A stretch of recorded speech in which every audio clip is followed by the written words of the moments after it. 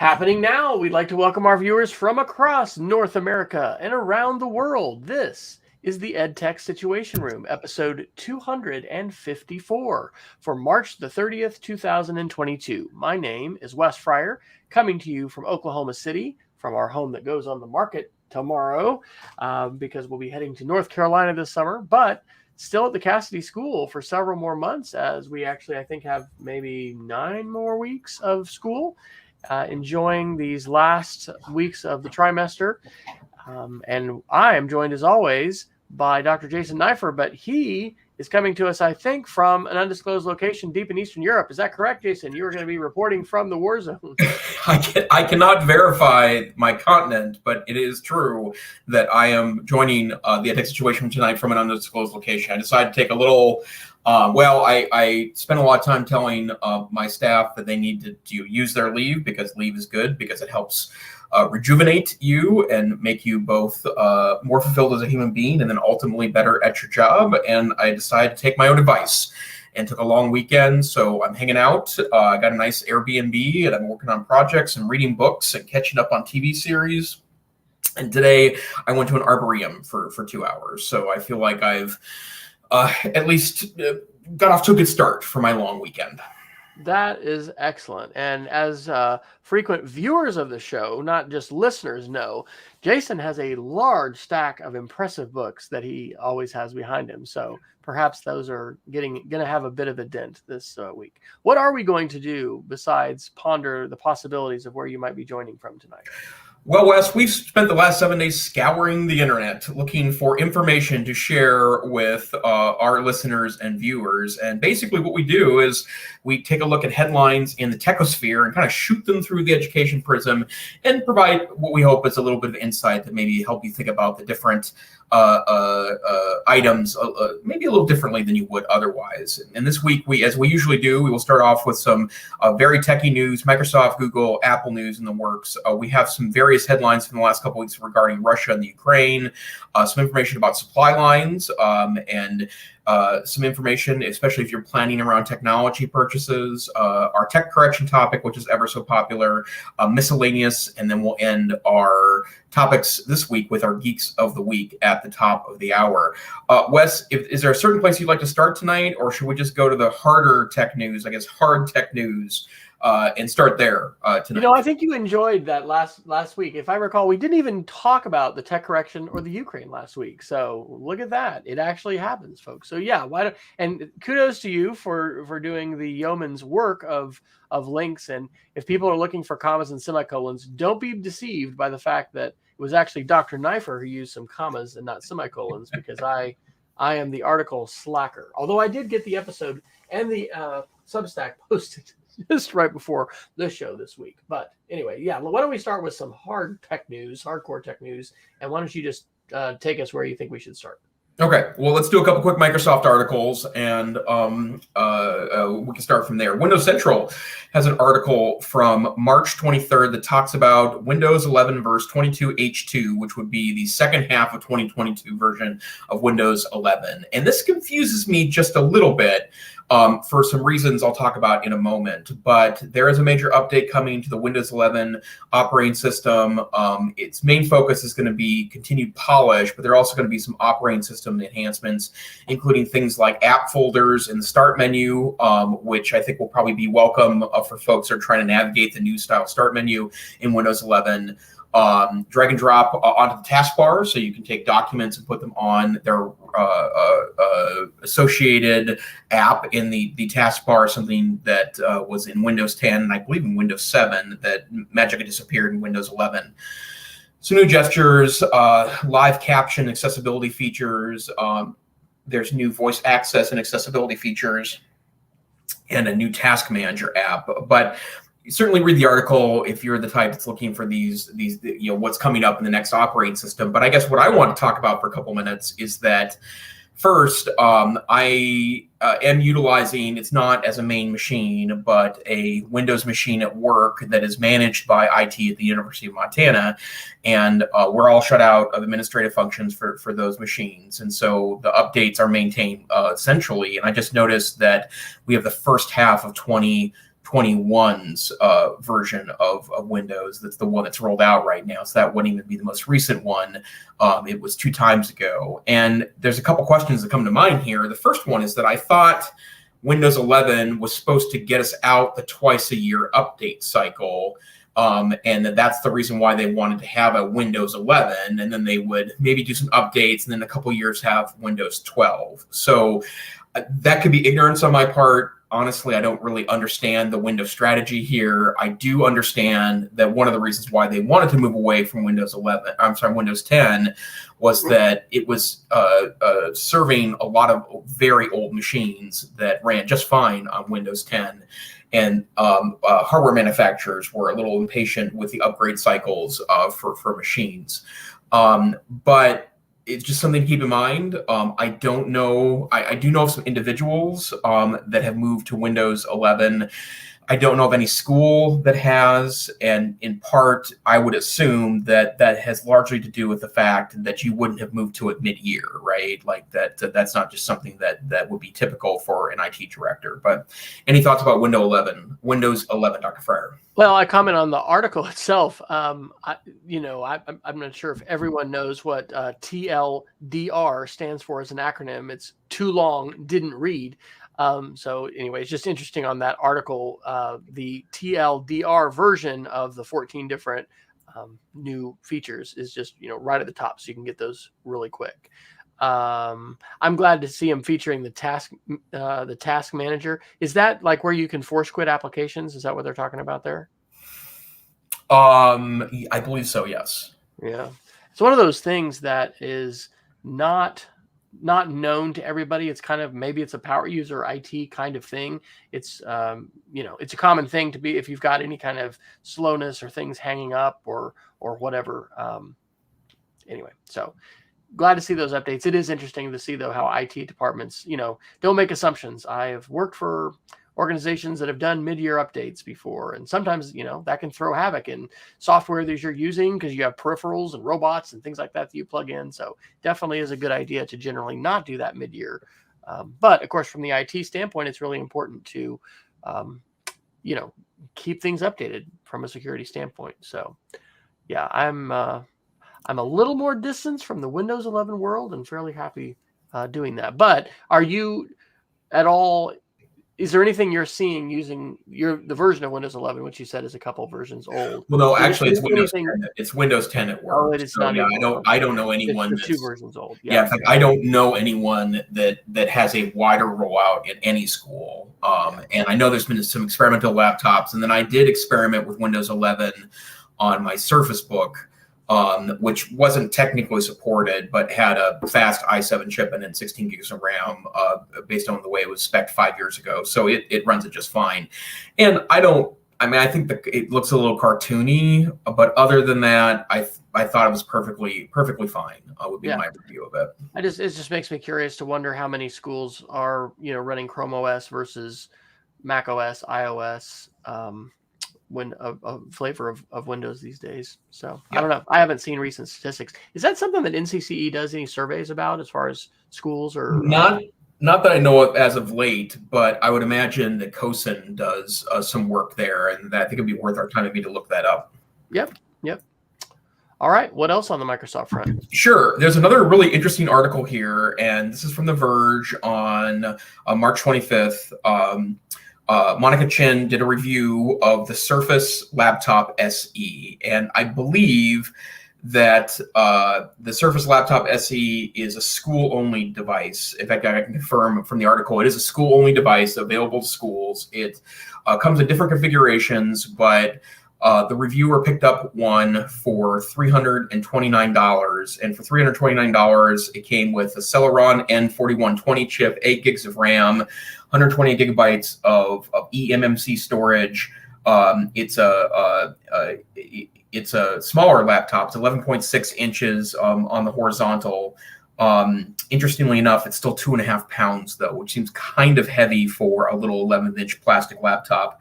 Kind of a typical UGG camera, Wi-Fi, etc. But the reason why this device is interesting is because it comes with Windows 11 S, which is Microsoft's kind of Chrome OS alternative. And I guess the reason why I pointed out this article is because I believe this echoes what I've said several times over, that, I appreciate that Microsoft is trying to have a Chrome OS alternative here that's a little easier to manage.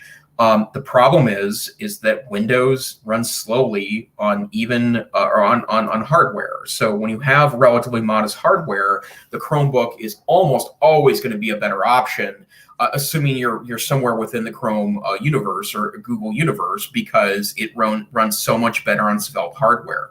So basically, it's a little limited laptop. They did note on here that the white plastic keyboard stains easily, which means it's probably not necessarily a great choice for classrooms. I'm reminded of the white MacBook, which I had one. This was 15 years ago, and I loved it, but it was definitely a stain picker-upper. Like, it had a sheen of kind of gray stuff on it that kind of picked up over time. But the important thing here is that the reviewer says that, with the speed of Windows 11, remember, you can't install, regular apps on Windows 11s. You're stuck with a certain subset of apps that are available in the Microsoft Store, and it's locked down. You can't even, you'd have to wipe the operating system, put something different on there to be able to install things yourself. The bottom line is that you're probably better off with a Chromebook. That's the conclusion that the author has on the review. And again, I've said that a couple different times, that, if you have an i5 chip with 4, 8, maybe even 16 gigs of RAM and an SSD drive, you're probably going to run Windows just fine. But the slower you get, even though it makes it a lot cheaper, it's just not a very good experience on Windows. And I think that's the problem. So as a recovering IT director yourself, Dr. Fryer, any thoughts there? Definitely. The management piece of this is really important. One of the beautiful and great things about Chromebooks is that the Windows admin console is really, really robust. And so they talk about, having things locked down and limiting apps and things like that. But, that is certainly something that hopefully Microsoft is doing a lot of work. We're using Jamf as a mobile device management tool on our iOS iPad side, and then also on the Mac side, but using the Google tools. So that's just, from an IT standpoint, that's just really important in terms of what kinds of affordances and tools, and then also abilities, do you give your users, and how are you able to differentiate those, let's say, between elementary kids and middle and high school kids. The other thing that's interesting as a recommendation at the bottom of that article was thinking about accessibility and screen size. And the author concludes by urging schools to spend more on larger screened, higher resolution devices if they can, because accessibility for all students is worth investing in. And that is absolutely true. Sometimes, you just might not have that accessibility advocate on your staff, but legally, as public institutions, there are important requirements that we have for accessibility. And I'm glad to see that as an encouragement, because sometimes we are just thinking about the least expensive, tool and what's going to be most affordable. Screen size is really important, especially as you're trying to get kids to do things that involve, creating content. And we're doing some of that right now on Chromebooks with, multiple windows and things like that. So good things to think about. And that's probably just the same common refrain of, yay, Microsoft, good job to innovate, but hey, probably not a threat for Chrome yet. And it's, probably going to have to, just continue to iterate and evolve into something better before we would see a sizable number of schools want to change. Or Google blows up, or I don't know, something weird happens. But I don't think that situation is going to be changing substantially in a while, or for a while. Excellent. And then let's pick up some Chrome and Google articles for the week. First, some Chrome OS updates. And I can report something based on this about Chromebook. Kevin Toffel's Chrome OS blog writes on, I believe it's March 24th, that there is something useful happening in the virtual desktops. And I am on a Chromebook right now. As I fled town for a week of wild contemplation, I did grab a Chromebook and an external monitor. And what did you grab? Is it the Pixel or something else? No, I grabbed a Lenovo C630, which is a large format Chromebook that I picked up for a song on eBay about a year ago. one of the things I love about really nice Chromebooks is they tend to sell for well below what they're worth on the used market, because people think that because a lot of Chromebooks are low end and junky that they're not going to fetch a very good price. So I have a wonderful setup right now, including my Lenovo laptop. I have an external Asus USB-C monitor, so I have a 2-monitor setup, and then I did bring a wireless keyboard and a trackpad. So I've got a pretty good productivity setup here for some side projects I'm working on this weekend. But the point of my comment is that virtual desktops are about 1.5 years old on the Chrome operating system, and I keep noticing that there is more and more features and functionality that are being added to it. For example, you can toggle now between searching when you Alt-Tab searching to switch between applications. Alt-Tab gives you the option of having all of the apps that are currently running on all desktops or all virtual desktops versus just being on your current desktop. And what's cool about that is that if you learn the keyboard commands, or you use the mouse command, or you actually go into the interface and switch between the desktops, you can kind of stay within one of those desktops and only do the open apps there. That means you can have, my home stuff here, my work stuff on another desktop, or this project here, and then my communication stuff on another desktop. It's really great. What Mr. Toffel is talking about is that there is something that they're working on right now that's called templates. And I don't think I fully understand templates. I read a couple articles on this morning. Basically, what templates are is I think they're setups to where you can have multiple windows on a single desktop kind of open up in a certain way, shape, or form, and you can conform programs to go to those desktops based on a template you create. Very like next-gen advanced power user stuff. But my point of this is that it is becoming more and more and more an advanced operating system, and they keep adding in more features and functionality that look a little more on what power users expect out of operating systems.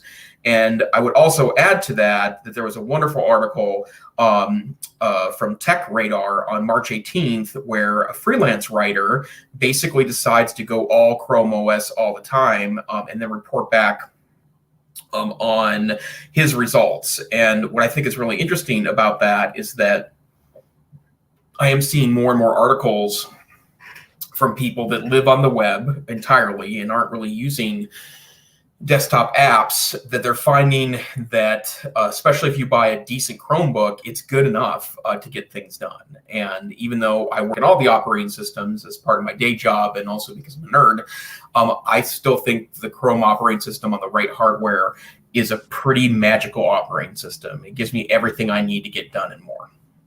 And that's why that virtual desktop thing is so big, right? Because being able to use your Chromebook as a terminal and then access, other operating systems, servers. The last 2 summers, I led a virtual Minecraft education summer camp, and we spun up. It was actually a Mac Mini server, but we spun that up and then just virtually connected to that. That's where we ran the server. And anyway, that's the virtualization of servers and having more things in your IT department, in the cloud, not on a local premises basis. I agree. I think that's something that power users are looking for, and it's, again, just pretty interesting to see how the iteration continues, and the feature set continues to grow for Chrome. If people haven't tried that, our daughter went to France for 2 weeks, and she took our old Dell 11 Chromebook. It's maybe 5 years old now, or I don't know. It's a ways. And she honestly didn't have to use it that much. She really was able to do most things on her phone. But good to see Chrome advancing in this way, and Mr. Toffel continues to keep us informed. So About Chromebooks is the place for Chrome news. And then one last article, interesting piece of software that might be interesting for districts that are all in on Chromebook, but also have Windows apps that need to be used. There's a piece of software called, I think it looks like it's pronounced Cameo, but the video has a different pronunciation, the demo video from the manufacturer. But basically, this is a virtualization platform that allows you to deliver Windows apps virtually as progressive web apps to Chromebooks. And so, in other words, if you have an absolutely critical, and they show off Microsoft Office here as an example of this. I would imagine the more kind of Office-y the apps are, a specialized app for managing a scoreboard, for example, or you have a special app that's required for your student information system, something along those lines. Although I can't imagine most of that hasn't, at least in some way, migrated to the web. But you can use this Cameo software to essentially virtualize it and then auto-install it on appropriate Chromebooks as part of the management interface at Google. So lots of options. If you want, if you're trying to manage maybe some legacy software, there are more and more interesting software platforms available that allow you to do that on Chrome OS. And that's very powerful from a licensing standpoint. One of our relatives in the Dallas-Fort Worth area was, well, actually two of them, I think, were part of a district that did that with virtualized apps. And so you don't have to have everybody, with a full version of Office and whatever. Your licensing can look a little bit different based on your utilization, but you can give people access when they need it, and you could scale that up if you needed to via licensing and not needing to necessarily deploy, re-image, all of that old archaic stuff that we used to do. A couple other quick Google articles. Interesting how-to article on Chrome Unboxed on March 23rd. Basically, Chrome, so I'm talking about the browser and the operating system, now have a feature where you can right-click an image and it will open it up in Google Lens and both try to identify it and also allow you to OCR text on it for copying and pasting purposes. And really clever functionality. I would have never thought to look there. My secondary context menus tend to grow or get bigger and smaller depending on which plugins I have installed on the operating system or the browser. So I don't oftentimes keep an eye on there. But wonderful new feature, works really great. Another new feature in please, sir. Have you done that on your iPhone and iPad much as far as being able to select text?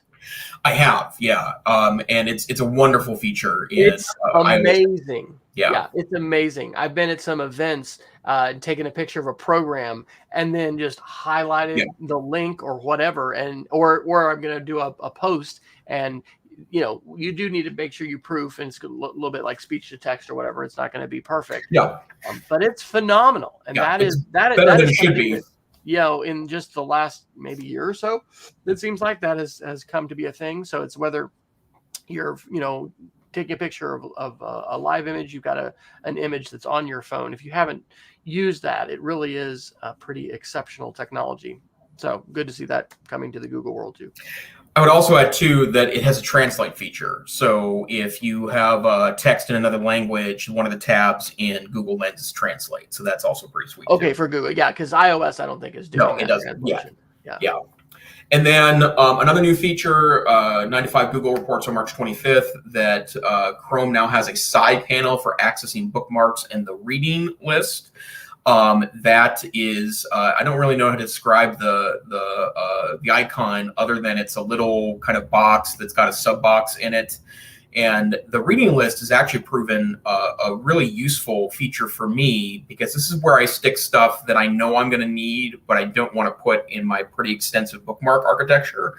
So I just throw it on the reading list, and it's a wonderful way of being able to get back and forth to articles. But they're also putting bookmarks there now. So it's become kind of a different and better feature. And so I'm glad to see, when they originally said side panel, I thought it was going to look like the old Firefox side panel that, would have contextual information and stuff there, which I didn't really care for. I do like this, however. I am still using Pocket, and I don't think Pocket has been updated in quite a while, and I'm not paying for that. But I'm pretty intrigued by that. Pocket kind of similarly lets me throw stuff that I want to read later. It's nice that it strips off all the ads and distractions and things like that. I also like how it can read to you. So it has a little button to tap, and that's all built in. There's not a, pay for this extra. So what are you doing for bookmarking these days, by the way? I just use the natural Chrome bookmarks, and but I also it's really important to me that is because of how much time I spend on web-based tools. That has to be really well thought through because it saves me so much time to have web bookmarks in that bookmark bar. So I do take the text out of a lot of them, so they turn just to icons, which is I think I've talked about that pro tip here before. Yep. It's really important, I think, to organize your bookmarks, but I also have different ones on my different browsers. So my personal one at home, for example, has 3 EdTech situation rooms and links on it because every Wednesday night I'm here and I know where to go with stuff. My one at work has pretty extensive piece, and I think that's it's a very important pro tool. It's also really important when you're a Chrome OS user. I think your bookmarks bar needs to be like really, really, really fine tuned. I would say too, I'm going to check this out because this is a good kind of tip to share with people. We're all consuming things from the web in all different kinds of contexts. And so tools like this that are integrated right within the Chrome browser and may make that process of saving something, coming back to it more efficient. Does it have anything where it'll take off ads? Probably not, like Pocket. No, although I have noticed something about Pocket. I think Pocket is getting maintained because it's owned by Firefox. So I'm sorry, the Mozilla Foundation owns Pocket. I didn't know. But what I have noticed lately is that there are times. In fact, I've got my iPad here with me because I've been reading. So let's see, Pocket. I've also noticed that there are times when it doesn't seem to be pulling text as much as just sending me back to the web. Well, no, now it's pulling text. So maybe it does depend on the article, and I don't know what the coding thing is, but there's some articles that won't be able to be stripped basically and limited to just the text, and so it just has to default to here's the web page. But I've noticed that too. Pocket is great, worth checking out. I don't know that we've ever had that as a Geek of the Week, but Flipboard, Pocket, there's some of these tools that I've just continued to use through the years, and some for me like Evernote have gone by the wayside, but others are like still part of my core. Use them almost every day. So I do, and I like Pocket. Pocket's when I was traveling before, or when I was on my phone and had a long form article that I knew I wanted to spend time with. That was the easy place to put it, was in Pocket.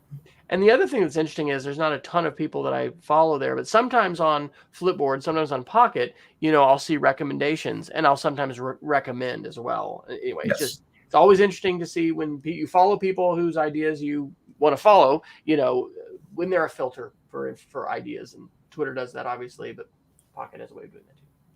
Cool. That's a good new feature. All right, we're okay, and then let's see here. One last article.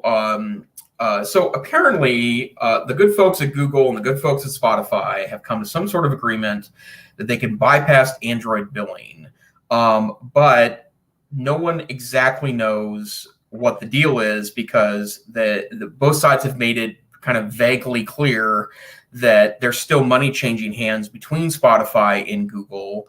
And they're the first one to kind of run an experiment in the United States Play Store for this, but no one seems to know what it is. And going back, we've had several articles about how people are trying to encourage both Apple and Google to stop forcing people to utilize their payment systems inside of the App Store on iOS and the Play Store on Android. And there's been a lot of legal challenges to it, some of which have been successful, some of which have not. But it looks like Google is experimenting in the space.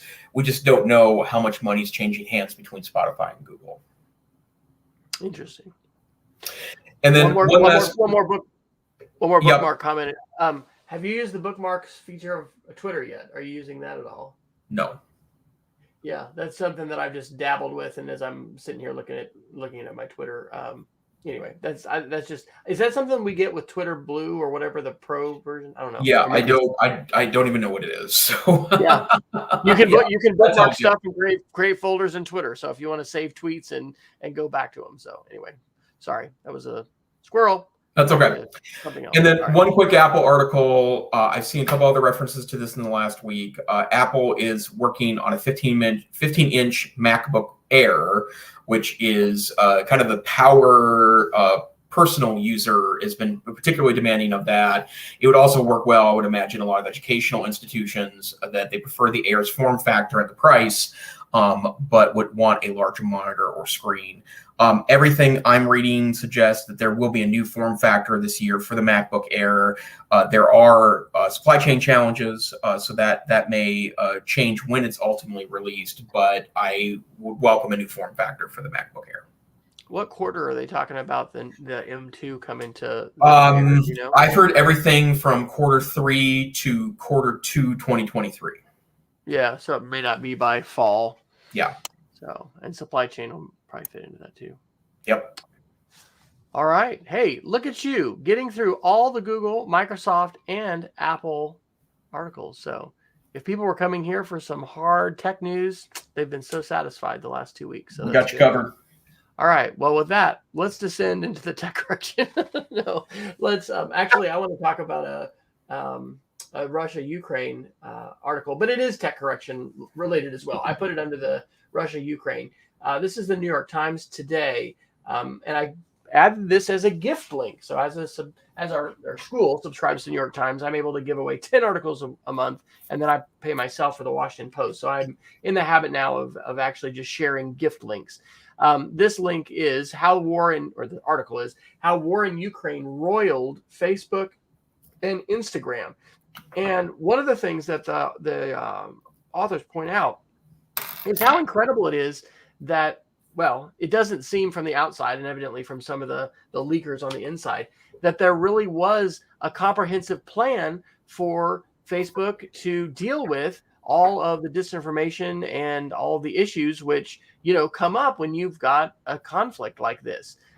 They highlight how, they have been applauded for dealing with the deep fakes. We talked maybe 2 weeks ago about the deep fake video that was created about President Zelensky in the Ukraine, supposedly saying, lay down your arms and surrender. And it wasn't a perfect it wasn't a super high quality deep fake like some of the other ones that we've seen and we've talked about. But they have been taking down some Russian propaganda and trying to limit that. But they've also, I guess, really, suspended some of their normal rules about content that they would filter or censor and not permit. And they've got a nice tweet, and I might even include this one in our show notes, where President Zelensky of the Ukraine says, well, he compliments Meta. He says, war is not only a military opposition on Ukraine land, it is also a fierce battle in the informational space. I want to thank Meta and other platforms that have an active position that help and stand side by side with the Ukrainians.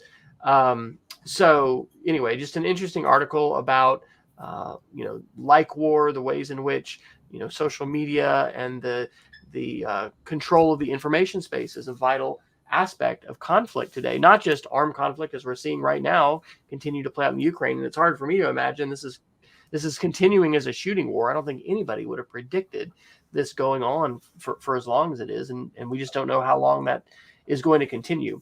But this is an important thing to talk about, by the way. A couple weeks ago when I went to Charlotte, North Carolina and interviewed, I shared, some of the photos that we had talked about on the show that were from the Syrian civil war and did a little discussion about how important it is to vet pictures and to, think about the SIFT strategy of stopping before we share and things like that. So an excellent article talking about the information war and, again, pointing to how we need to recognize that the information that's being shared is very oftentimes, especially on contentious subjects, coming from sources that have different perspectives and may or may not be accurate. And it's a confusing, fractured, polluted environment that requires media literacy. And so these are good things to be talking about with our students, are good things to be talking about with family, friends, and others, because we're all in the midst of this information, whatever you want to call this polluted landscape. And then I want to mention an article that is also related to the Ukraine and Russian conflict. This is from the MIT Technology Review on March 17th. James Bell writes a pretty interesting deep dive into what happens if the conflict between Ukraine and Russia and the isolation that Russia's feeling due to economic sanctions turns into some kind of splinter of the internet, or the splinter net, as it's being termed in this particular article. And basically the idea is that it's pretty hard to deny that we do have a worldwide connection to one another via the internet. The internet is built to be kind of survive even if parts of it disappear. But there is some interesting conversations going on of what happens if basically Russia is cut out from the outside world, either because Russia decides to do something to get rid of any outside or conflicting information, where they have a very, very close hold on a speech activity in the country of Russia itself, or if it's part of sanctions, the United States and the world community decide to cut Russia off from the internet as an economic sanction. And there are a lot of experts are brought into this conversation, so I'd certainly suggest reading the article. But I also note that there are some interesting pieces here. The first one is what happens if someone else creates a splinter net that's just based on a whole new way of looking at the web, right? So it's not TCP/IP and the other network protocols that have served us for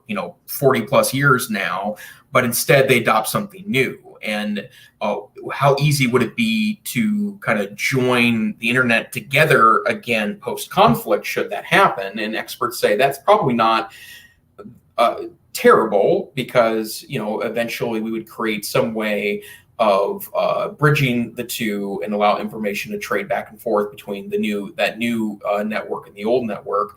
But a scarier scenario is actually that Russia's cut off not because they choose a different set of protocols, but rather they take advantage of some of the decentralized nature of the internet and put in different authorities that control things like DNS. So they put alternative means of doing that, which could really mess up the entire internet if people take advantage of some of the issues or some of the holes that could be created by taking advantage of how the internet is secured in 2022. What's going to be important, though, is how unified the West is. And, just as we've seen NATO come together around, if we're able to still have some unity around free and open access to information. But this is a hugely critical time for multipolar world, ascendant China, this whole idea of a United States controlled and dominated internet. I think last week, my Geek of the Week was Ethan Zuckerman and an interview they did with an EFF podcast talking about the future of the internet and how to fix the internet. And we've got a lot of people working on different ideas there, but there's a number of folks that are not happy with the idea, number one, that the United States is really the one calling the shots, but also that basically you're trying to enforce a single set of norms on the planet. And one of the things they said in that podcast was that just doesn't work. When you get such large groups, this is why you have so many challenges for the Facebooks, the Twitters, the YouTubes. And so anyway, maybe a future of smaller networks and managed services and platforms that are not including, trying to include the entire world, actually is where we're going to be headed. Because legally, you're going to continue to see more challenges. We've seen that from the European Union with privacy and things like that. The tech correction, as we talk about it. But I do think it's fascinating, and kind of tied to that with Russia. I haven't read about this lately, but we quickly kicked Russia out of SWIFT, which is this banking, transfer system. And I was hearing, it's actually a parent at school the other day talk about this and like gold and the alternatives that Russia has economically. I mean, one of the things that we have thought in, this idea of, the optimism of the end of history and liberal democracy and all of this is that because we're going to be so connected and so tight together, we're going to rub off on each other, that our values are going to be shared. And so if this idea of a splinter net does happen, then that danger is that we're going to have these separate echo chambers. And I think we see that with Russian mainstream media today, Like, unless people are on VPNs and they're getting news from the West, they are getting a completely distorted and inaccurate perspective on what's happening in the Ukraine and not just there, in other parts of the world and their nation as well.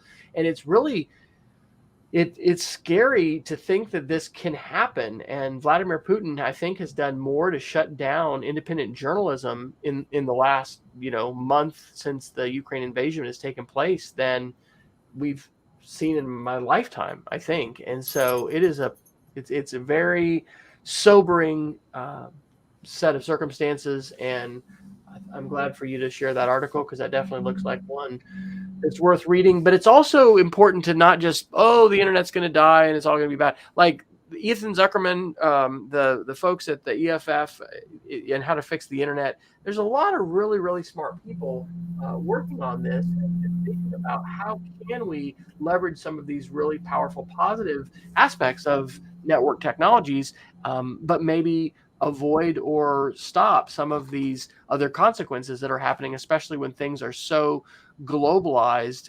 And then you have things like Section 230 providing liability protection for companies, and anyway, the ways in which government regulation intersects with it. So pretty fascinating stuff. And I have seen some very positive articles. I think we shared some a couple of weeks ago about people like joining like dating networks and other kinds of things to connect with Russians and have conversations about current events and try to, get them information. So it remains to be seen if, phones and all of the, and computers, all these technologies can actually go, have a different standard, and that can be something that would be so large that it would threaten the internet as we see it. But definitely a good article to consider. Absolutely. Okay, well, it looks like we've got about 15 or so minutes left before we jump into our Geeks of the Week. Should we? Let's see here. Let's do some tech correction. I'll do a fast one, mainly because I have so few articles. Hey, I'll get all my articles in. This is a Defense One article, but this is about Space Force. I think I might have mentioned on the show, my wife and I went to NASA Johnson Space Center's annual conference. It's called the SEEK Conference, the Space Exploration Educators Conference. They hadn't had it face-to-face for 2 years, and it was absolutely fantastic. Didn't hear anything about Space Force. I wore a T-shirt that I had for Space Force there, and people were like, oh, look at that. So this article from Defense One on the 28th of March reports that Space Force is getting roughly a 40% increase in its budget. That's a huge, huge increase. And so the things that Space Force is responsible for in terms of GPS monitoring, all of the satellites that are in Earth orbit, but then also, how are we going to be able to defend our resources and have redundant systems in the case of armed conflict? Just pretty fascinating. But that was an eye-opening statistic to see, because I don't know, you think of Eisenhower in the military-industrial complex and talking about growth and everything else. But hey, space is a huge part of our lives today. It's one of the things that maybe tends to be more invisible. We talk about Starlink and some of these other things fairly frequently. So Space Force is growing. So it's going to be, who knows? We could have a member of our family in Space Force eventually.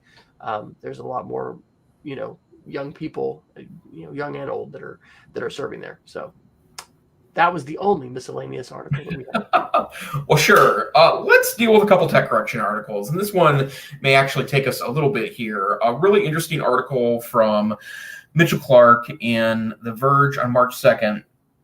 He talks about how TikTok is facing investigation into its impact on young people's mental health. And there are a lot of state attorney generals right now that are concerned for the safety and well-being of children. Now, I have to say that it's hard not to read a little bit of politics into this, in part because it's the same language being used in other more hot-button subjects that a lot of state attorneys general are working on right now. So who knows where this is going to ultimately go. I do think the core of the question of whether TikTok has posed a unique threat to the mental health of kids, I think, is worthy of some discussion. And one of the things that I will tell you, I've been on TikTok since roughly month 4 of the pandemic, and I like TikTok. TikTok is a really interesting way to spend some time, and I will also tell you it is a time vampire. So it kind of sucks the minutes out of the hour, and I have sat down with a glass of red wine before and open up a little TikTok, and suddenly an hour has just evaporated, like it was not there in the first place. But one of the things mentioned in the article is that some people are worried because the software seems to be designed around the notion of getting you to stay longer and watch more videos from more creators. Now, when I hear that, I almost want to roll my eyes. And for those of you listening, not watching, I am rolling my eyes because I mean, we've been talking about this since day one of the podcast, that these apps are designed to be addicting, right? Like they use some of the same core tenets to them that casinos use in virtual slot machines in order to keep you putting money in, hopefully for a big score. And I'd like to remind people that there is a thriving industry out there of apps that are gambling apps, that there is no way to win anything in them. They are just played for the lighting up and the sounds that it makes and the running up of fake total of money and score points.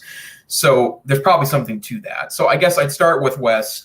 I know that you've been on TikTok, but it's not a regular app for you. Is that fair to say? Yeah, absolutely. I think I've posted twice, so it is not something that I am in my desire to play with media. I am not walking the walk there with TikTok. Yep. So and I guess that, I mean, based on my own experience, I would agree with the notion that the algorithm seems very, very highly attuned. And whenever I go to my For You page, which is the first page that pops up, and it shows you creators, some of which you may already follow, most of which you don't, that it thinks you're going to like. And it's usually a pretty accurate experience for me. And if I spend time on the For You page, I inevitably add 4 or 5 people to those that I'm following because they kind of nailed it. And we've talked about some of the stuff is a little embarrassing, so I'm not going to tell you how good it is at the logarithmic part. But the stuff it's not a surprise at all. Cast Iron TikTok, which is Cast Iron aficionados, of which I am one. And for anyone that's been on Cast Iron, anything on the internet, it is the most passionate group of people that love to argue about basically nothing. So Cast Iron internet is a kind of a funny place.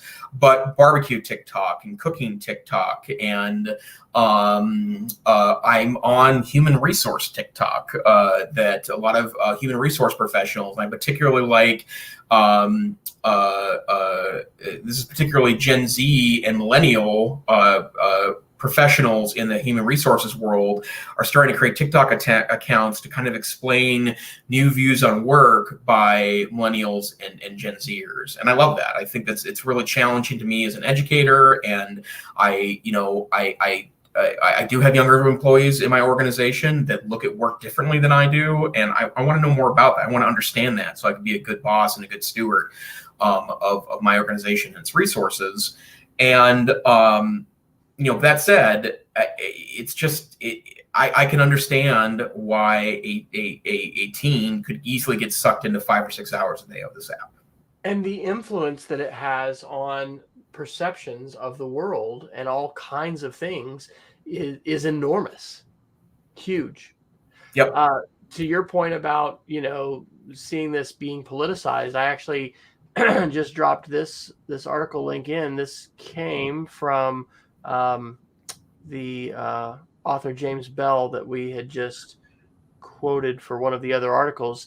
This is a Washington Post exclusive from today, March 30th. Facebook paid GOP Republican firm to malign TikTok. The firm targeted Victory pushed local operatives across the country to boost messages, calling TikTok a threat to American children.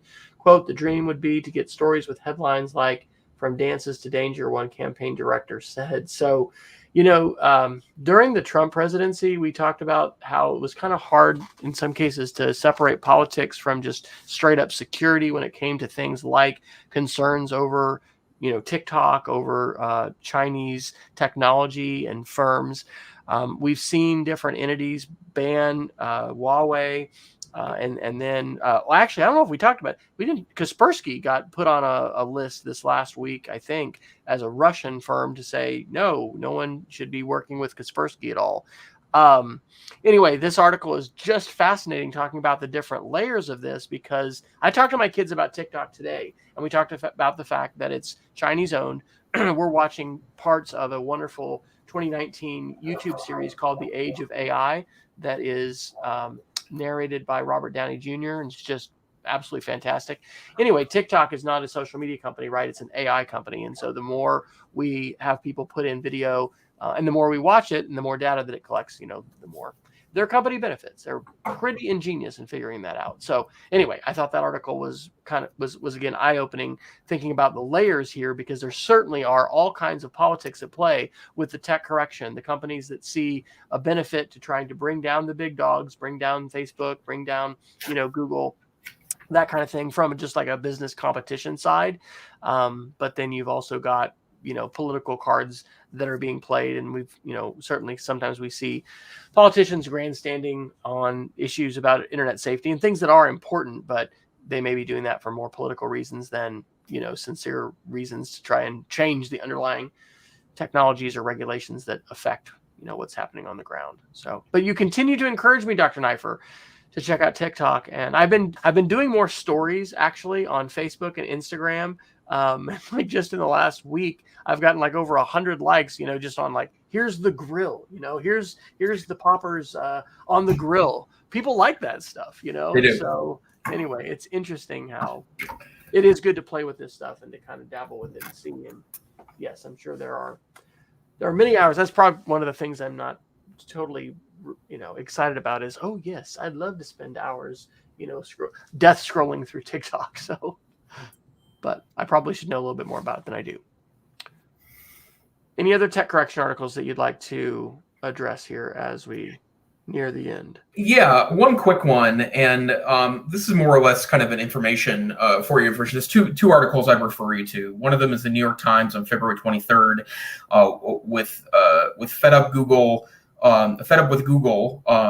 I think I mixed up those words there. Conspiracy theorists turned to DuckDuckGo, and then Recode had an article about a month later. This is from March 16th last week, the free speech search engine that never was. And DuckDuckGo has picked up a significant amount of new users in the last 2 years or so because of the perception that Google allows politics to infect its search results. And of course, I don't really believe that. I mean, I'm naturally suspicious of companies of great size like Google in the first place. I tend to probably trust Google more than I should, but still, I do think that there's some interest here in that. But it's been my general assumption that the algorithm seems to deal true information near the top, and there doesn't seem to be political shenanigans going on with the results. But a lot of users have started saying that they prefer DuckDuckGo because of the perception that it gives back more neutral results. And what the article from Recode talks about is the fact that people are starting to accuse DuckDuckGo of being part of the grand conspiracy because their search results are not preferring information that is clearly wrong or intended to or is actually disinformation or misinformation. And I think it's funny because that becomes a bit of a self-fulfilling prophecy if you assumed that every website is eventually sucked into some grand conspiracy about information. But it is interesting to discuss the politics of that. And search is inherently political in the same way that, as we've talked about in the past, that search should never be seen as information retrieval, should always be seen as a critical thinking exercise. That's especially true in the very politicized nature of information in 2022. Particularly in your classroom. And that article talks about Joe Rogan.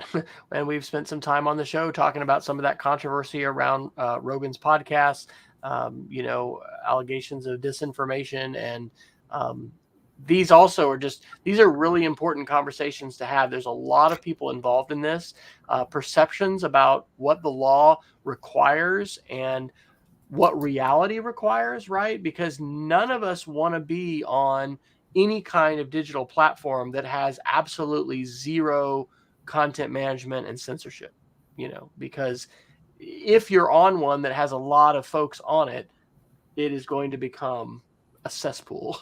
And so those conversations are really important. And I think that I mentioned it's like it is a fairly dark. There are some fairly dark parts of it, but there's a HBO series on QAnon that I watched the whole thing, and part of the thing, and this talked about like founders of these message boards or image boards like 4chan and 8chan. I mean, have these radical ideas about free speech, like anything goes and there should be no limits. That's an important thing to discuss. And I think generally, if you're going to have conversations with most reasoned people, they are going to agree that there can be some boundaries and limits, but not everybody. And that's one of the reasons why we've had platforms like 4chan and 8chan. And so good conversations and important. But, we've talked too. The experiments I've done with DuckDuckGo have been very disappointing, very, very crummy. I've been surprised to see on I-40, because we're the intersection of Interstate 40 and Interstate 35 here in Oklahoma City, huge advertisement billboards, I guess, for truckers, hey, here's DuckDuckGo, use DuckDuckGo. But I've never been impressed with search results there. Yeah, so. and I should also say that I moved to DuckDuckGo for about 6 months last year as my primary search engine, and it just wasn't bringing me. And I don't mind digging past the first page for results, but that's only when I'm researching. In this case, the reason why I didn't like it is because I felt like things that really should have no, when I'm looking for a very specific information or a website or a sub page on a website, that should be relatively easy to get to. And I felt like DuckDuckGo was pretty poor on those fundamentals. Yeah. Well, Wes, it looks like we're near the top of the hour. We managed to fill an hour again. Would you like to share your geek of the? I've taken over the hosting roles. I'm going to be quiet now. No, you're just great. That is absolutely fine. Sure. I'm going to just do one geek of the week. So Ezra Klein has the Ezra Klein Show podcast, and he's part of the New York Times now. This was an absolutely fascinating interview with Margaret Atwood, and I have not read any of Margaret Atwood's books, and I've not seen any of the movies that have been based on her books. But the title of this episode is Margaret Atwood on Stories, Deception, and the Bible. And she is such an wonderful student of history, talking about utopias, dystopias, storytelling, but also democracy and governance, the roles in which fiction and media and the stories that we tell and the stories that we consume shape our desires for public policy. It's just really wide ranging and touching on all kinds of stuff. And it's fantastic. In fact, I may listen to it again. It was really, really excellent. And then just Ezra Klein, I have like over 100 podcasts on my Pocket Cast channel, and I don't even listen to a tiny fraction of those. But his is frequently one that I will check out. And he just has some great interviews. And he asks people, by the way, at the end of every show, like 3 books, I think, that they recommend or that change their lives, they recommend. That's always awesome too. That's great. How about you, sir? And this is just a reminder, the NCC virtual conference, which is in April, early bird pricing ends tomorrow, March 31st. Go to ncc.org for more information. And I think wonderful sessions, lots of great topics from great people from across the United States and elsewhere, ncc.org. And I think we've mentioned on the show before, because we were at one point I was thinking about maybe trying to get out there, but this was going to be a live face-to-face event, and then because of COVID needed to go virtual again. So in some of the ironies that we see happening with technology, in some cases when things have to change, they end up opening more doors than they might have offered before. And the fact that anybody can attend NCCE now virtually is a pretty awesome thing. And I always appreciate Dr. Neiffer coming out with some new stuff, and this is usually his time to do that. So those are gonna be great. And of course, many of these are recorded, and you can consume those on your own schedule as well. So yep. All right. Well, this has been episode 254. We want to encourage you to visit our website, EdTech SR, where you can download small MP3 versions of our show, as well as little compressed audio versions. But of course, we're on YouTube, we're on Facebook, we have our Substack, which is not being sent out on a very regular schedule, but we're trying to get that out at least before the next show comes out. And that's a way to get the show notes that we talk about and those that we do not talk about. So please follow us on Twitter. Reach out to us. Let us know if there's something that we talked about that you used, if there's something that you have a question about. This is honestly pretty much just Jason and I getting together every week and talking. So it's fun. I noticed that our subscribers are creeping up. I think we're